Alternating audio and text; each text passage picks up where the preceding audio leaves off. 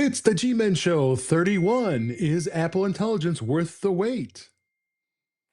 Yeah, it's the Gmen Show. Talking fruit, tech, and ego. Hot takes, cold coffee. Still hitting every keynote. They roast your phone. No. They roast each other. Tips, rants, one after another. Is that a feature or just a bug? Either way, it gets a shrug. Gmen Show. Turn it up. Let the fanboys know. Questions, rants, or a nerdy confession. Call in now. Join the obsession. 703-828-46777. 703-828-46777. Yeah! And welcome everyone to the Gmen Show. I'm Guy, and he's Dave. Because Gaz isn't here, and we're going to talk about that in just a second. But, you know, it seems like it's been a long time since Apple first previewed Apple Intelligence. And is anyone still believing the hype? Hey, Dave, how are you, sir? Hey, I'm doing great. Thanks for having me. Okay, now, Gaz actually wasn't going to be on this week anyway. And, you know, I had asked if you would come in and fill in. He was scheduled to do, like, because he goes on these like long walks and takes, you know, takes vacations. How dare he? How dare he? Yeah. But in this case, he took a bad spill on his bike, and we're all kind of waiting on news to see how he and his family are dealing with. But he's very strong and has a lot of family support. But I am asking to please take a moment and put Gaz and his family in your thoughts and wish him well. I heard from his daughter this morning because he did end up in the hospital. I'm not going to go into like everything because that's, you know, that's him and his family's business. But he is doing well. And so far he is responding the way that the doctors want him to be able to respond. So everything is going good. But we're gonna get off of that and get to the fun part of the show, which usually involves someone else. In this case, it's Dave. Hey, how are you doing, Dave? Now you got a bunch of stuff on here. Tell me. Yes. Well, it's been crazy. This is a crazy month for the Apple world here for me, anyway. I was due for a new MacBook Pro. I had the M1 16-inch. I was tired of it. Wait. Didn't you just get a Neo or two Neos? Oh, I'm getting there. Okay. I'll shut up. So I mean, my M1 MacBook Pro, it was M1 Pro, and I was tired of the it's a big laptop, the 16-inch. I don't need that big screen, so I said, you know, it was the first focus was I'm going to go ahead and upgrade to the M5 Pro, but I went with the 14-inch. It's a really nice machine, and I've been using that size for work for a while, and I'm like, why the hell am I keeping this 16-inch? And I'm telling you, that machine screams compared to the M1. Oh my gosh, it's not a surprise. I mean, I've got that exact same computer. Oh, you got an M5? No, M1 16-inch MacBook Pro. Oh yeah, that's right. We both had that at the same time. I forgot that. Yeah. So I decided to get that. And I'd already had a MacBook Air as I was using as a travel laptop because I didn't want to travel with that 16, so I had the M3. So of course I traded that in. I traded them both in and got some trade-in money for it. So it wasn't like I was blinded out right here. So got the MacBook Air M5, and I got the base model, so it was okay. So that was going to be my travel monitor. But then comes along Marty Gencius with him and his 90 podcasts, and he has to buy everything. And I was FOMO, you know? Yeah. So I wasn't going to do it. And then all of a sudden I'm starting to hear things about it and how cool it is and amazing. And yeah, I did it. So I now have three. Well, actually, technically I have 5 current Macs because I have 2 Mac Minis too. I've been using my Mac Mini M4 for quite some time since for the podcast, and it's actually kind of nice to have because it takes so much less space on the desk. But I want to switch because I really want to take advantage of my M5 Pro on that one. But call me crazy. What can I say? The wife doesn't know. You know, she's not going to watch this, so we're good. No, she won't. I can say anything. So My wife is like, I talk to you enough. it's right. So yeah, with the MacBook Neo I'm telling you guys, it's an amazing machine. I can't believe it. I mean, it's running an A18 Pro processor. That's the processor that was an iPhone 16 Pro and Pro Max. Yeah. Yeah. It was a 16. I am so tempted to get a MacBook Neo. But I snuck and got the education discount, so I got $100 off. So I'm not complaining. That's like $100 off? Yeah. Yeah. Did you get the base or did you get the? No, of course not. No, you got. Well, I mean, if you're going to get it at a discount anyway, you may as well double the storage. Yeah, and the Touch ID, which the low end model doesn't have. So so what did Marty do? Of course, he started another podcast. So we have the Neo Notebook podcast, which is on Sunday nights. Good shameless plug. Sunday nights at 9 p.m. Eastern, 8 p.m. Central. Yeah, I caught one of those. Kind of, and here's the crazy thing. It was kind of accidental. I don't remember what it was that I was looking for on the tubes of you, but I ran across it and it was like, oh, that's right. Because for people who don't know, I'm occasionally, when my brain manages to work, I'm on Dave's In Touch with iOS podcast on Thursday nights at 8 o'clock Eastern Standard Time. And he does that live. And there's a Tubes of You live cast that goes along with that. And then, of course, both of us also do, when I remember, because I'm an idiot, Chuck Joyner's Mac Voices on Tuesday night, also at 8 o'clock, and he does that live as well. Right. Now, I don't do this show live on the Tube View because sometimes, I know, shocker, I screw up and we have to go back and do something over again. And I don't Gaz can't be very happy either. No. Well, Gaz...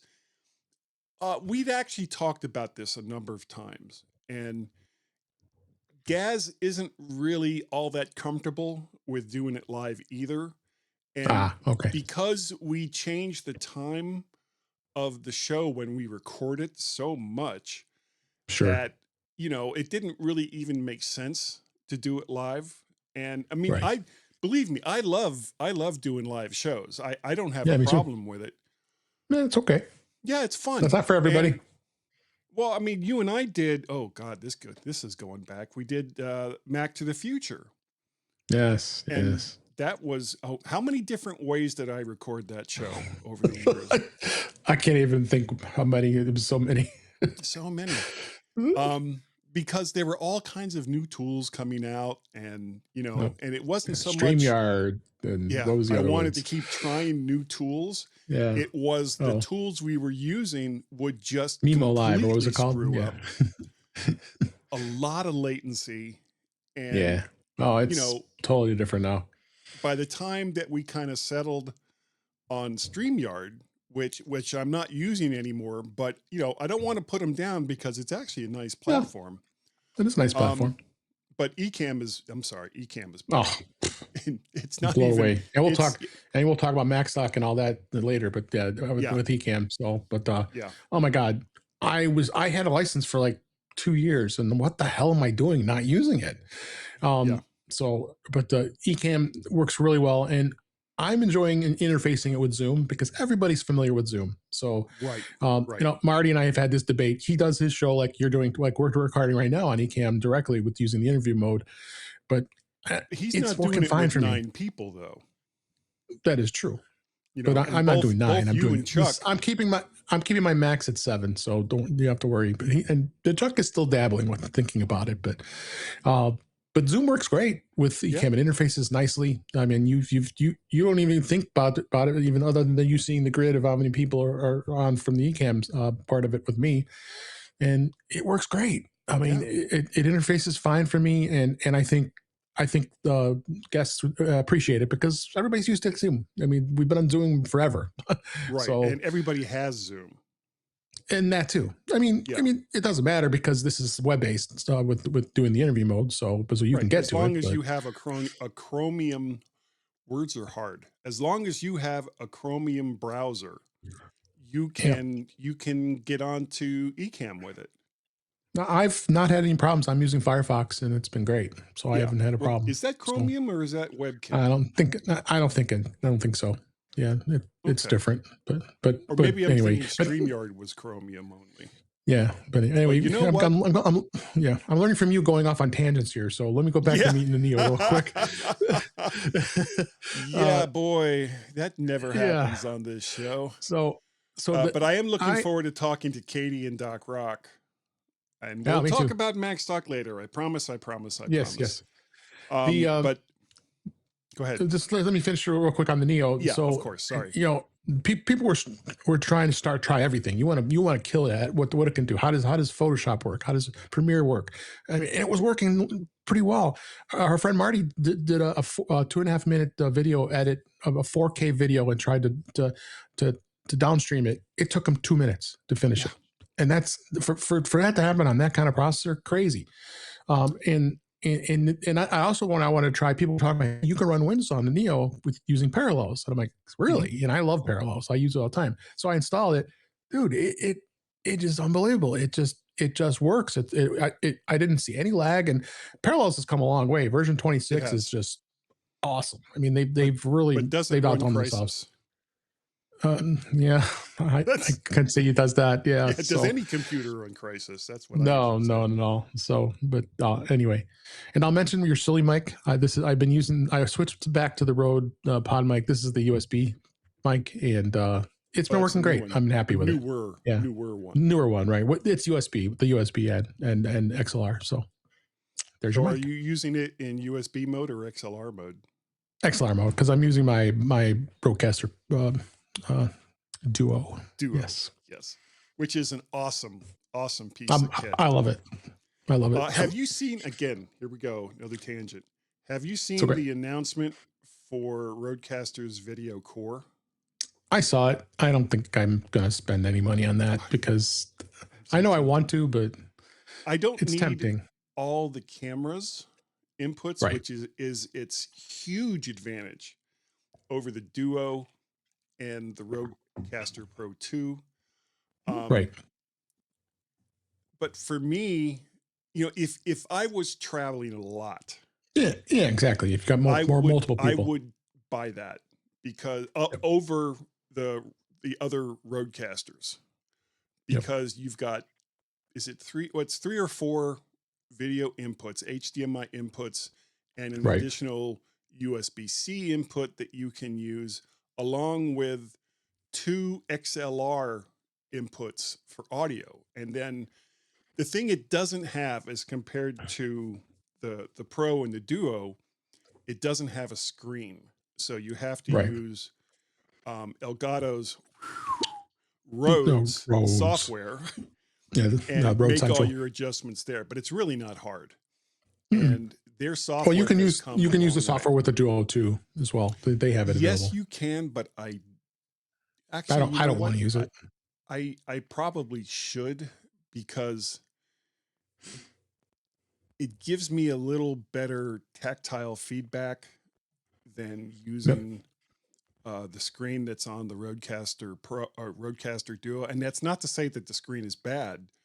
But the way I have everything configured, I have to kind of like lean down and be hitting buttons, because I have it sort of on a little platform here on my desk. It's a whole thing. But I'll have to think about that going forward if I want to use the Rodecaster or the Rode software instead of using the the tactile and stuff. Bottom line on the Neo, if you're looking for inexpensive Mac, which is the craziest price I've ever seen with Apple doing this, it's gonna hit the education market like gangbusters. I know they're gonna start thinking about switching off those crappy Chromebooks. It's a very worthy a computer, especially to travel with, because it's only 2.2 pounds. It's crazy. And the most repairable ever. If you don't saw the iFixit thing, it is the most repairable ever. And iFixit was like raving about that, because you hear that from them. Yeah, it's pretty insane that Apple did that. But it's a very worthy computer to have. I'm telling you. The only thing that's kind of holding me back isn't the storage. It isn't the 8 gigs of RAM. It's the screen size. I need a bigger 13-inch. Yeah. Well, for you guys, I understand. Yeah. And the limitations too. If we're all into ports, we want to be able to plug a lot of stuff in. You only have a USB. You have a USB 3.2 port for the power, no MagSafe, and then there's the second one is only a USB 2. So they really cut a lot of corners. USB 3.2 all the way to the back, or is it the one next to it? Yes, it's all the way to the back. Yeah, because you also have to use that to plug it in. So now people are coming up with accessories. I bought a little hub. I don't know if I still have it here with me, but it plugged in. Yeah, with a hub, and it worked fine. You can hook an HDMI, so you can hook up a monitor to it, and so those things work. Well, you've seen my portable podcast setup. Yeah, I know. I have a 16-inch M1 MacBook Pro. I still have to use a hub just because of all the ports, the stuff that I connect to it. I'm insane with it too. Trust me. You should see it. I've been on a freakishness, obsessed buying new Thunderbolt 5 cables because I found some really cheap ones on Amazon for like $15. Ooh, see, there's a link that you should put in the show notes. I'll put it in there. Who's it from? It's an off name. It's not Monoprice? No, no. But they're really good. Let's have one here handy.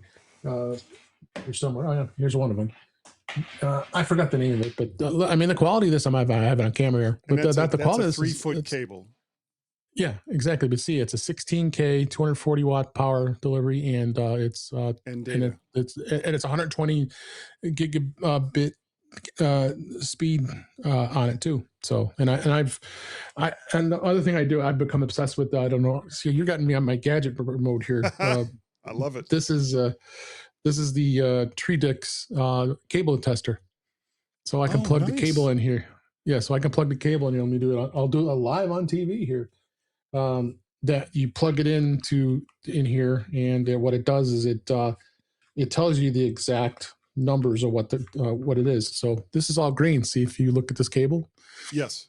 That means it has every single thing you can think of a cable to have it. It tells you all the USB modes as well as Thunderbolt 3 through 5 and what the power delivery is. Everything it looks like. So that just tells you this cable is awesome because so what did I do? I have like you, I'm sure you have a mass amounts of cables.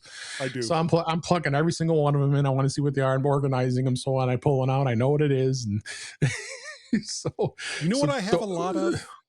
This show is going to be super long, folks. So just get used to it. We just got crazy here. I have a lot of USB-A to USB-C cables, and the reason, part of the reason why, is I have a power brick, and all it is power delivery. Yeah. So to plug things in for charging and and all those things, and it's old, so it only has USB-A on it, and of course most devices now. Well, actually, I still have a couple that are, I almost said FireWire, not FireWire. What's the current one that's going away? Apple's previous. It was FireWire. iPhones. No, for iPhones. Oh, Lightning. Oh, Lightning. God, why? It's like, what is wrong with you, guy? Having a stroke live on the air. Yeah, so I still have a couple of devices that need to be charged that are FireWire, as well as some micro USB that I still have to deal with. Yeah, I have a ton of those still. Yeah. Yeah. So I don't have any, and well, do they also have Thunderbolt 4 cables? Because I don't currently have any devices that use Thunderbolt 5. Well, I do. I just bought the Kensington. Oh yeah, well, you just bought all the new computers. I know. I bought that too. It was a good deal because I've been wanting to upgrade for a while, but I wasn't going to spend $400 for a Thunderbolt. It's crazy. So I found a Kensington one, and actually I bought another one for work because I'm going to do some testing. Holy crap, those are cheap. Yeah, I told you. Yep. So Durser. Yeah, it's a weird name. There was another brand I bought too. It's off brand, but yeah, this is a really nice dock too. It's got actually 4 ports, which is unusual because I had the OWC ones, and I had OWC hubs, and I've become, there's the other problem I have is, you think your problem with microphones? I have a whole box full of docks that I just kept buying because OWC would have insane sales on them, and OWC, and they don't sponsor this show or anything. No, they make great stuff. Anything you get from OWC, whether they make it or it's like, something that they buy to sell as third party, it's all 100% guaranteed and just really real quality. Yeah. And you can get used Macs from them too. Yeah. Oh yeah. They've been hardcore and doing used Macs now. It's great. Yeah. I'm kind of sorry to hear. Now, was your MacBook Air M3, was that a 15-inch? No, I do 13 on those because I travel. Okay. I was going to say, I was really sorry to hear that you traded that in, because I'm trying to get a new something to replace my M1, and I'm thinking I'm going to go to MacBook Air, 15-inch MacBook Air. Oh my God, it's a very worthy machine. I'm noticing a big performance jump as well between the M3 and M5. And even if I just go to an M3 or an M4, it'll be a big jump. Yeah. So all right, let's move on. I put both cables in show notes. So okay, yeah, I see that. I am still talking about microphones. Loving my Heil PR35 microphone. I've been using this thing for a while now. I know, you haven't switched. People are used to me using like the same microphone for like months on end. I'm shocked, actually. Most people are. Yeah, and it's not from like not having more microphones or extra microphones. It's just I like this, and it's small and it's compact. It looks like a handheld microphone, and it's really nice. I've got my PR40 is over here in my other stand, but I'm obviously not using it, and I may switch it up. I may go back to a dynamic, but that's a subject for another day. Yeah, I'm thinking another mic I bought, but I can't go there. Let's go. Let's move on. No, that will end up being a whole nother half-hour conversation. Yeah, let's go. Let's go. Well, why don't we go on over to Gaz's Snippets? All right. For people who don't know, Gaz's Snippets is just little snippets of news that we can talk about going back and forth. Apple has provided public beta testers with the first releases of the upcoming iOS 26.5, iPad 26.5, Mac 26.5, Watch 26.5, and tvOS 26.5 for testing purposes. The public betas come 4 days after Apple provided the betas to developers. They all include a new suggested places feature, which I haven't tried out yet, for recommending nearby locations to visit. And Apple is also gearing up, to start showing ads in Maps. Ads in Maps. This does not make exciting. Me happy. Yeah. No, not me either. Apple is also testing end-to-end encryption for RCS messages between iPhones and Android users. Again, there is proximity pairing, notification forwarding, and live activities for third-party wearables in the EU. Do you have this update on any of your machines yet? Of my vast catalog of Macs, I do have one that I set aside just for beta. It's a M4, just a straight out M4 Mac Mini, and yes, I've been installing it, playing around with it a little bit. It's not much noticed right now as far as seeing a huge difference. I do have an iPhone. The Neo. Nah, and I haven't ready for that. I have an iPhone 17e as well that I upgrade. I do run beta on the iPhone for that, and I have some older iPads that I had from work that I grabbed and been running it on there too. So far nothing real crazy when it comes to that. A couple of things that stood out was even with the 26.4, the 26.5 kind of extends it out, is the Apple Music that now has this suggest you can actually use AI and kind of suggest a playlist, and it puts it together for you automatically. Really? That's cool. By a genre or by a song or by an artist. Yeah, it's really cool. Yeah, the only device that I put betas on is my iPad.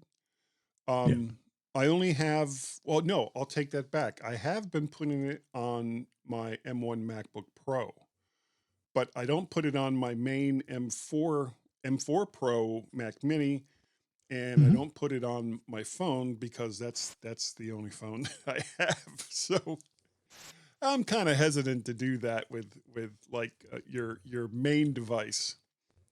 Right. Yeah, that never put it on your primary device. No, because if something goes horribly, horribly wrong, you will regret the day that you were born.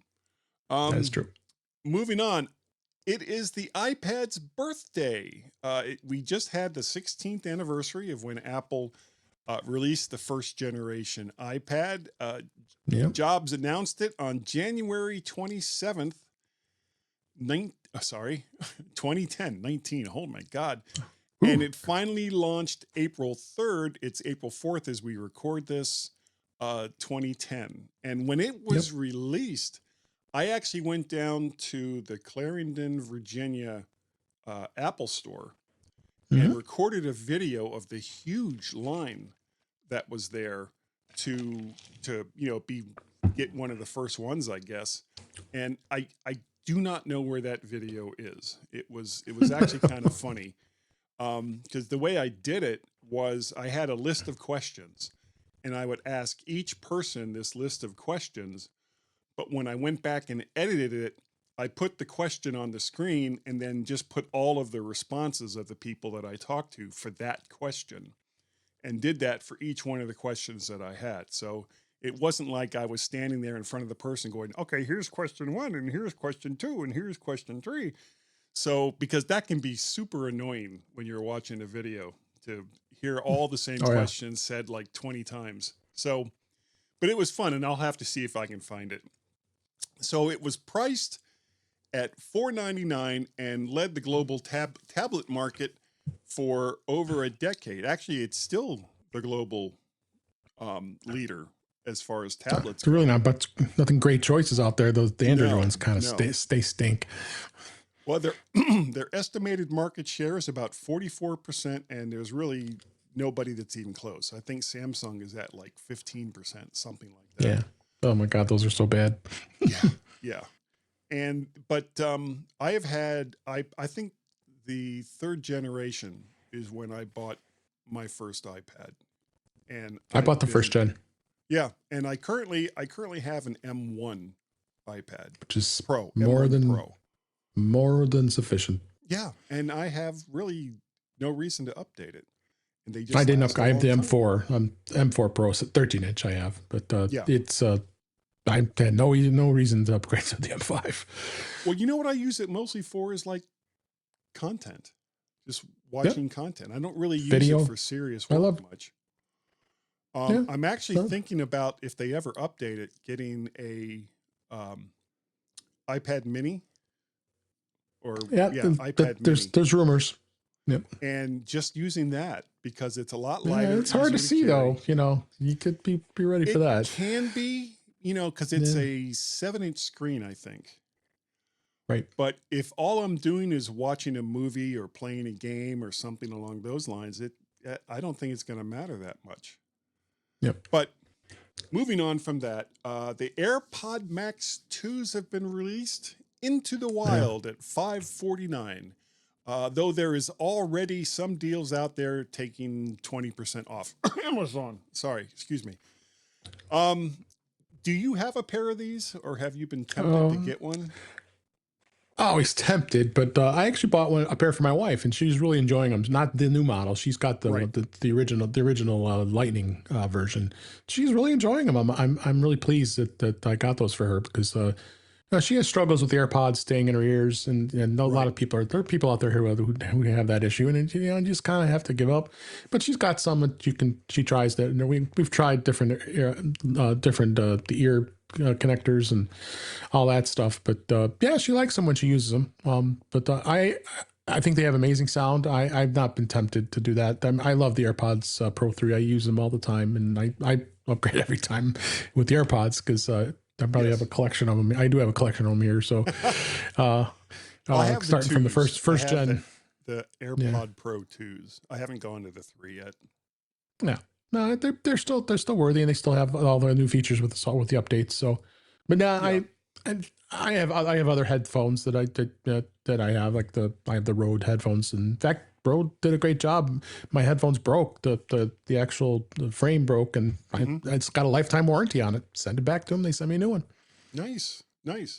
Now, the only time I really use headphones is when I'm editing podcasts, and in which case I use Sony MDR 7506s, or if I'm on a plane.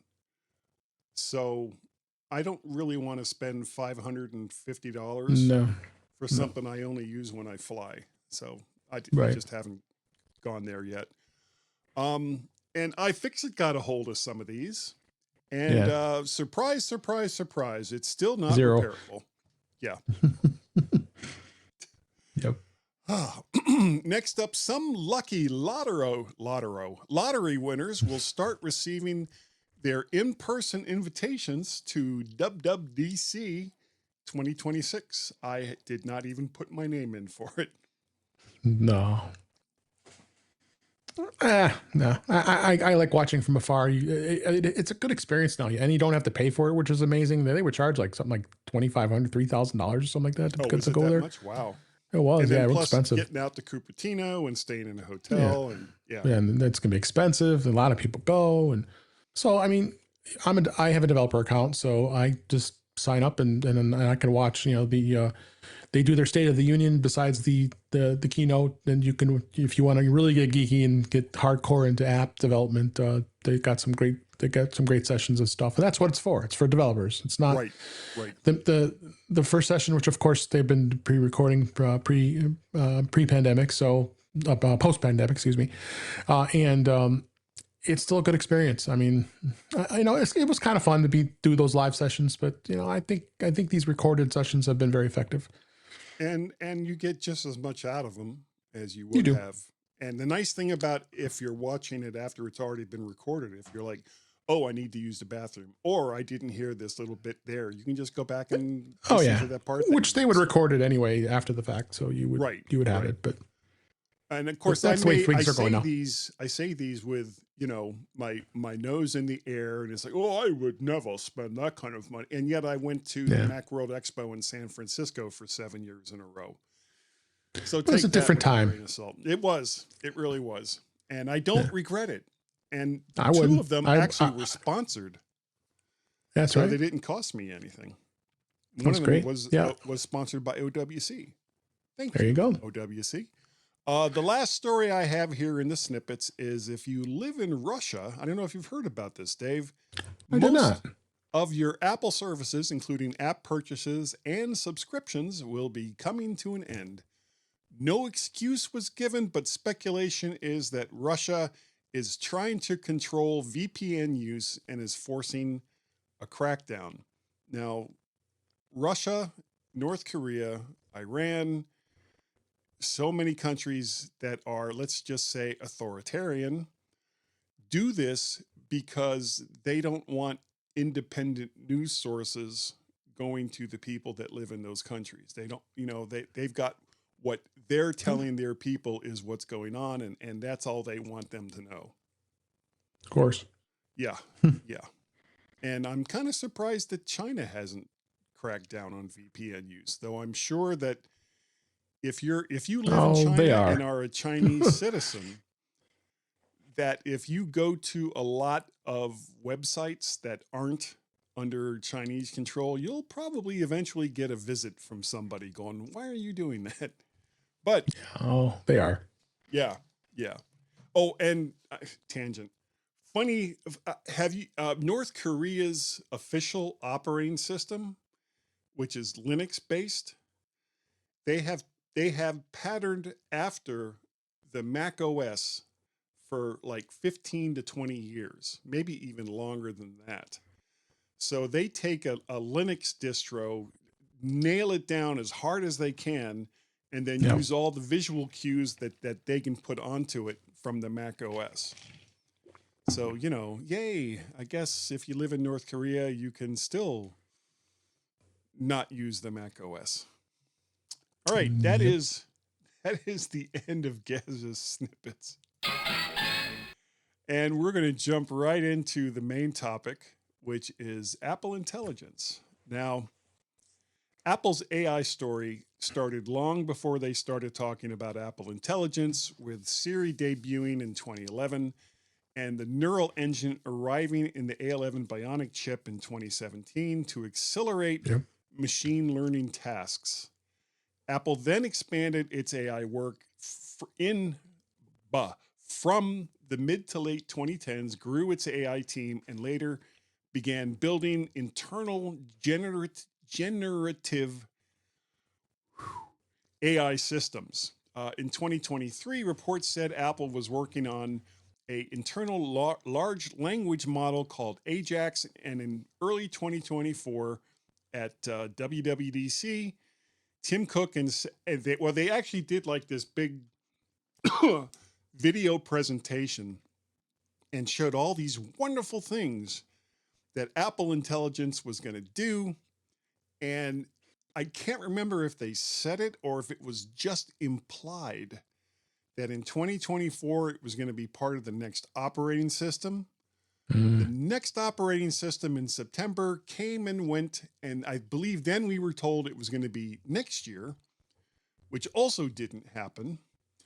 And now we're in 2026 and it still hasn't happened. We'll see what they say at WWDC 2026 about it. But it's getting kind of long in the tooth for all these promises that Apple is making. And it's kind of difficult to feel any excitement for it because it's been promised for a while and it just hasn't been delivered. So what is your uptake on that, Dave? Well, I know Apple's partnered with Google, with Gemini. They partnered with ChatGPT. I'm all in on AI. I mean, I have to learn it at work. We're all in with Microsoft's Copilot. And you know, I'm kind of sad. I'm disappointed that what Apple has done. I mean, they just obviously just had a bad direction all along with this whole thing with Apple Intelligence, because they're really behind the 8 ball now at this point, because you got all those, Claude is becoming is a big one now. I'm a subscriber to that. I want to start playing around with their coding, and it's great. And I think you use Perplexity, and that's a big one too. Yeah, and ChatGPT is my primary. I've been using that for since pretty much it started. Yeah, I use ChatGPT for all of the graphic images that you see. For they do a good job. Yeah, they do a really good job. So it's sad, but I hope Apple can catch up. I mean, because he's got a lot of catching up to do, honestly, because they've missed some big opportunities. And they did ship the 3 billionth iPhone out this year. So there's been over 3 billion iPhones out there, whether they're retired or not. But they're missing the boat here. I mean, it really is. You really need to have this technology in place. And being able to have it integrated within the OS is just phenomenal, and it's going to make it so much easier. They have some things you can do now, but it's nowhere near what you can. My automatic thought, like related to the old iWork pages, numbers, Keynote, that kind of thing. Yeah, well, which they did update recently with the creator package that they have now, but yeah. Overall, I hope that we get ahead of the game here with this. I don't know. It's going to be hard to catch up at this point, but Apple's partnering with the others, like I said, and that's going to help them along, especially to improve Siri. because that alone is always the running joke. Why, how far behind that voice assistant is. I've been using Amazon's Alexa, and I've got the new one, like the Show 4 or 5, the small one. It's cheap. It was a cheaper one. It's sitting in my bathroom every day, but bathroom's right next to my bedroom, so I can scream out to her, and you can have a literal conversation with her at this point, with the way they changed it with Alexa Plus, and it's very, very kind of personal. You start asking it questions, and and you get and fun stuff. Is it available when you're driving? I don't know about it in driving. I don't. Yeah, I haven't tried. Like if you're driving late at night and you're a little tired, and you're like, okay, well, I'll just start having this conversation. Yeah, you're just having a. Yeah, you're just having a weird conversation with it, but you can do. That was always fun at the beginning of voice activation, where you'd have the Siri, Apple Siri, and Alexa and Google have a battle. Yeah, just put them all next to each other. Yeah. Start it and then just sit back. Okay, G, and then hey S, and hello, and hey lady, and I don't understand that, or they would have battles. It was kind of fun, but Alexa Plus really has made it's incredible how they've come with that. Because I still have some of the old. Remember the old cylinder Echo that was out there? I still have that. That's got to be close to 10 years old now at this point. Oh yeah. And those are not even compatible at all. So you can't enjoy the fun. It still has the original voice assistant. I can't understand why it's no longer valid, because it's all it still is stuff. It still works. You aren't going to experience the Alexa Plus improvements of finding things. Yeah. Now, to be fair, Apple has added things, Apple Intelligence, for better or for worse, into Genmoji, Image Playground, Visual Intelligence, and there's some integration with Chat GPT. Though the integration with S-Lady to Chat GPT kind of makes me insane, especially as I'm driving, because I'll be like, oh, I need to find, what the score was of game whatever, or I want to find a fast food restaurant 1 or 2 exits down, and I'll invoke S-Lady, and it'll be like, do you want me to use Chat GPT for that? And it's like, if you can't answer it, why not just go right to Chat GPT instead of trying to, oh, I'm helping you by saying I can't do it, but this other tool can. And maybe it's a privacy thing, I don't know. But it does drive me crazy. And, there's almost a permanent indentation of my fist on the center console, because it's like, just do it. And, and it happens. And also, and let's be clear here. The big reason why we don't have a lot of these features is because large language models, and which is what these all are, right? You don't have them on device. It goes back to a server someplace, gets the answer, pumps it back out to you. And there is really no expectation of privacy. If you think that the things that you're asking your digital assistant, other than maybe Siri or S-Lady, I got to stop saying that, is it's laughable. There is no privacy. It all just kind of gets thrown on top, and that's just the way it is. That's the price of having something like that for free. They're going to look at your stuff, and they're going to use it, and they're going to put stuff towards you that they think you want, because at the end of the day, it's all about making money, which is fine. None of this is free. So Apple, on the other hand, has tried to position Apple Intelligence with a privacy-focused approach, emphasizing a mix of on-device and secure server-side processing instead of sending everything to the cloud. So with that in mind, I kind of get why it's taken so long, because it can't be...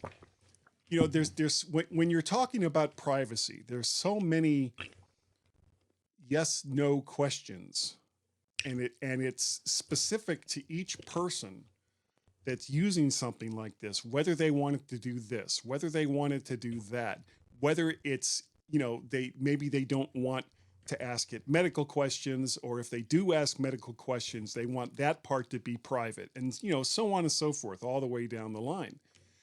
And it can take time to figure out a way to do this securely. Mm-hmm. So I get why it's taking so long. I think the big issue has been twofold. Number one, Apple was late getting into the game at all. Very much so. Number two, they overpromised. And when they couldn't deliver when they said they were going to, it really made them look bad. Yeah, well, that hasn't happened before with Apple in the past, right? No. Yeah, yes. No, that's happened many times. Yeah, looking back to the 50-year history, they just celebrated their birthday. So yes, I mean, it was we've been looking back and having kind of a reminiscing of the good stuff and a lot of the bad stuff that happened earlier. But it's a shame that they just didn't get the good people and retain those good people, because they were going to other companies. That's what was happening. I think a lot of these people got frustrated by the restrictions that Apple was putting on, because instead of just going, oh, okay, well, we're going to have this big server array that will get all of these questions, and we'll use the Apple LLM or whatever it is that they were going to use to get the answer and send it back out to people. The problem, of course, with that is whatever you tell it isn't private.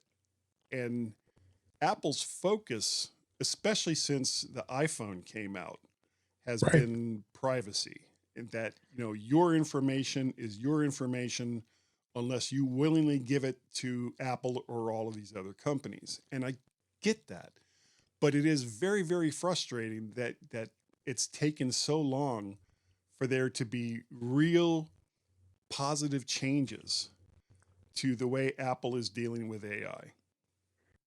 Yep. No, I commend them on the privacy. I've never complained that Apple has always looked out for us on privacy. Right. Agreed. They just had to implement it the right way. I mean, everything out there, there's millions of data centers out there now, and they're popping up and building all over the world. I see it here. I mean, there's a couple big places opening up here soon. They're just taking their sweet time to open it because of all the electricity it takes. And also all the electronics. I mean, it's part of the reason why all of the individual, and it's not so much a concern on the Mac side, because Apple has managed to pretty much keep prices relatively the same. But if you look at PC components in general, memory is like through the roof. So it's drives through the roof. And graphic cards, it's insane how much these prices have increased over the last 2 years. I know. Yeah. So but I hope they recover to this. I mean, this is something Apple has to get on. I mean, you got to get on this AI road. There's no way around it. You have to do it. And for as large of a company as Apple is, it's kind of disappointing. It is. It can be. Yep. Would you agree with that? Well, he's nodding his head. Hit it. Gaz's tips. Mostly. Gaz's tips. Mostly. Gaz's tips. It's time for Gaz's tip. Of course it is. It is time for Gaz's tip. If you want to resize your windows or use split screen on your Mac without all of the tedious resizing, and I didn't know this until today. This is a thing that I learned today. If you hold your cursor over the green button at the top of your window on the left-hand side, there will be a drop-down menu.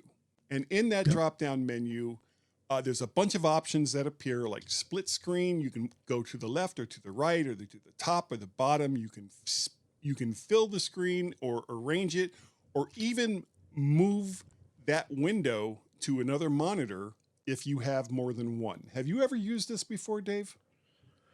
Yeah, I've tried around. I tried around a little bit. I challenge a little bit with the split screen as on the iPad too. I mean, I'm still trying to get my hands on it because I support iPads pretty heavily now at work. So I know I'm getting people asking me questions all the time. In fact, I need to put together a knowledge article about this, and so people understand how to use it, because we just moved from 18 to 26, and it's quite a jump. So, but yeah, it's a great thing that they've done with this, with the split screen, making it easier to move the windows around, and in both platforms. And yeah, I've tried it. I don't do it. I should use it more.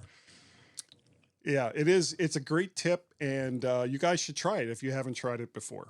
Hit it. That's the end of Gaz's tips. That's the end of Gaz's tips. That's the end of Gaz's tips. Is that the end of the tip? Will you let me finish? Gaz, you are absolutely right.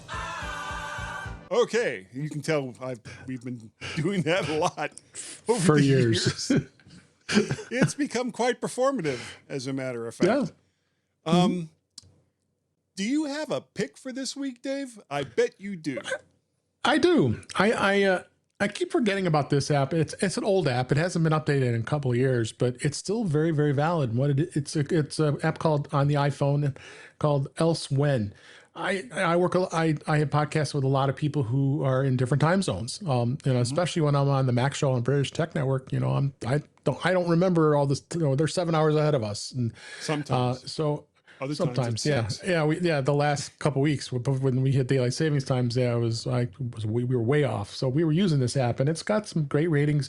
And what it does is it allows you to be able to set up a preset time zone list of different time zones across the world. I just did it today when I was trying to send something out to break down just Eastern, Central, and Mountain time zones. And you just put in the time and the date. You can do it ahead of time. So that's that's always the problem for everybody. You're trying to figure out, what time will it be when it's 2 p.m. and it's only 9 a.m. now. Yeah. So you put this in, and you copy it, and you can paste it right into a text message, and it shows all three and a nice little graphic, and gives you all the time zone breakdowns. So super easy. Again, they haven't updated. It looks like they haven't done any work on this in quite a while, but it still works, and it's very helpful, and it's free. Yeah, and if it's doing what it was designed to do, does it need to be updated? Probably not. It works on Apple. It works on iPhone, iPad, and the Mac. Yep. And not everything that you see in the Mac App Store works on the app. I actually, I have what's called here in Virginia an Easy Pass. Yep. And we have things in iPass here. It's the same thing. They all work. They all work with each other too. Works in Chicago. Right. Down in Florida, it's SunPass that works there as well. Yep. But that's not what I wanted to actually say. So to say what I was actually wanting to say, my app pick is the Perplexity app. Now, of course, you can use Perplexity in a web browser, and there's a browser that actually goes with the app that includes Perplexity right in it. And I think it's also not WebKit, Chromium. I think it's Chromium based. Yeah, it is. The browser. But the app itself works really, really well. And it allows you to do all the same stuff. And, you don't have to have it in yet another tab on your Mac or your iPad device or however it is that you want to use Perplexity. And it's a great app, and I highly, highly, highly recommend it. Yep. If you would like to support this show for whatever reason that you may have, and I'm not questioning your sanity if you do, because I really appreciate it when people do support the show. You can go to Ko-fi, ko-fi.com/MacParrot. You can also pay a pal through paypal.me/MacParrot. And of course, if you want to do a review, go to the podcatcher of your choice that you use. Do a review for the Gmen Show. And if you do that, you will get something back that is wonderful. And that wonderful thing that you will get back is called a Woo Tea. Now, did I send you a Woody from the last time? Oh, My God, that was like years ago when I first met you, and I was on the show for the first time. I think you gave me one.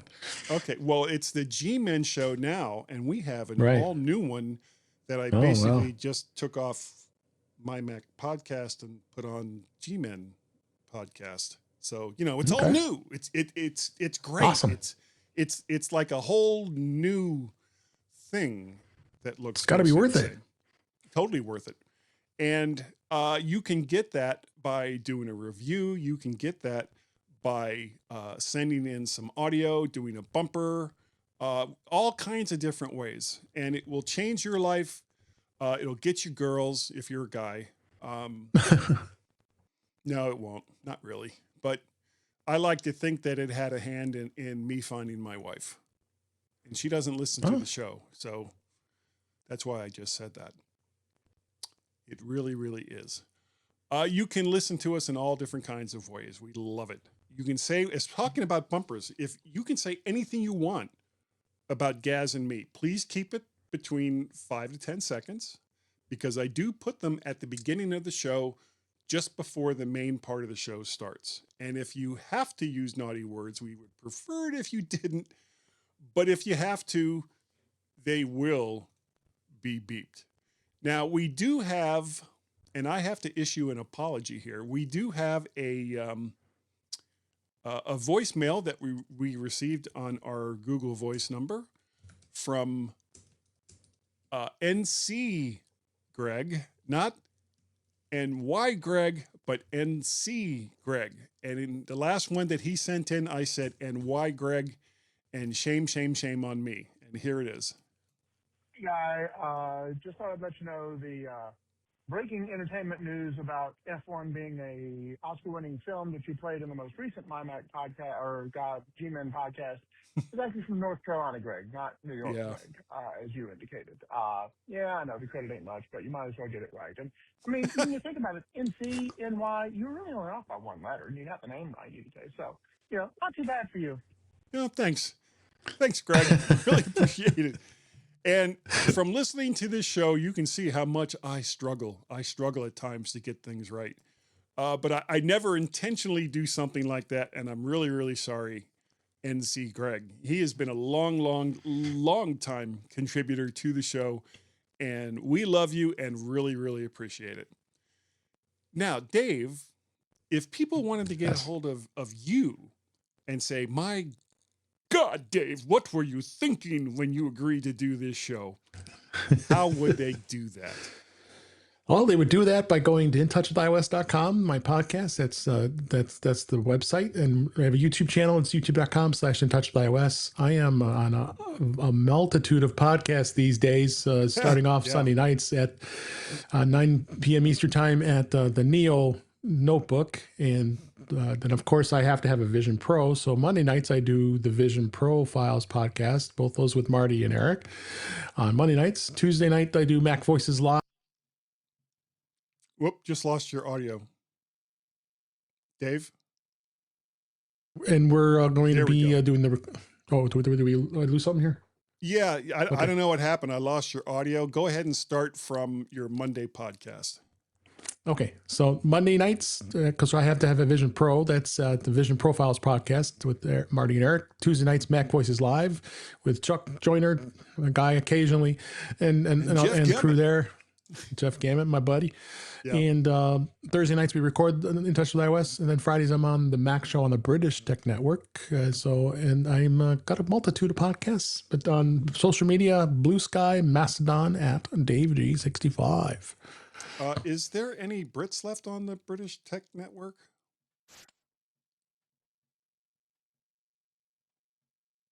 Oh, lost your audio again. What is going on here? It could be me. My screen's been flickering. Sorry. Okay. Got to check that. All right. Well, hopefully it came through. If you would like to get a hold of Gaz and me, you can send us an email using the email client of your choice and send that to gmenshow at icloud.com. That's GMENSHOW at icloud.com. You can find Gaz over there on Mastadon and the Skies of Blue as GazMaz. You can find both of us if you want to talk to both of us. You can do that over on the Twatex and the Skies of Blue by going and sending it to Guy and Gaz, GUYANDGAZ.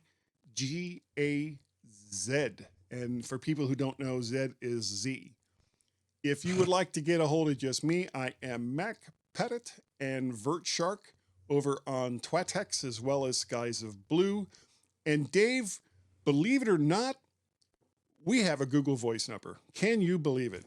Can you? I can't. I know, it's like so high tech because, you know, they're very exclusive who they give these numbers out to. They are. So exclusive. That number is 703-828-4677. If you want to do it that outside of the U.S., you'll need to add the U.S. country code, which is 1, and then the number, including the area code, and you may incur charges if you dial it direct. And if you miss that number, here it is one more time. 703-828-4678. That's right. That's right, Dave. It's 703-828-46. And that's the number that you can call.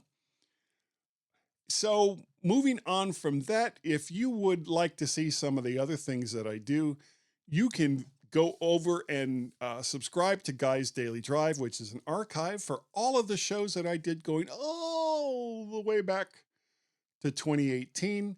You can also go and check out Tales from the AI Verse, which I am so slow rolling out. I think there's only 2 episodes, and it's been 2 episodes for months now. I don't know why I keep talking about it, but I do. I actually have a lot of stories. And Dave, I don't know if I've talked to you about this. The way it works is I put in a story parameter into an AI. It pumps something out, and then I go through that story, add things, take away things, and then record it using an AI voice, and then whoosh, out it goes. But yeah, I have not been very, very good at getting those out. It's kind of crazy. So we are now, Dave, at the sad part of the show. And you know why it's sad? Because we're almost done. It's almost time to pull the plug on this week's show. So I would like to say to everyone who's listening, sincerely, thank you. Thank you so very, very much for downloading and listening to the Gmen podcast. We really, really do appreciate it. And Dave, I think that this week we were good enough. And with the addition of Dave Ginsburg, we were smart enough, or he was smart enough. I had issues. And that doggone it. Wolf. That's Gaz's dog. He's a wonderful dog. People like us. And before we go, I have a couple of dad jokes. You ready? Why did the iPad go to therapy? It had too many unresolved tabs. Wait, I have 2 more. Why did the Mac cross the road? To get to the other Wi-Fi. Why did Apple open a bakery? Because it wanted to make more dough. Oh, say goodnight, Guy. Good night, Guy.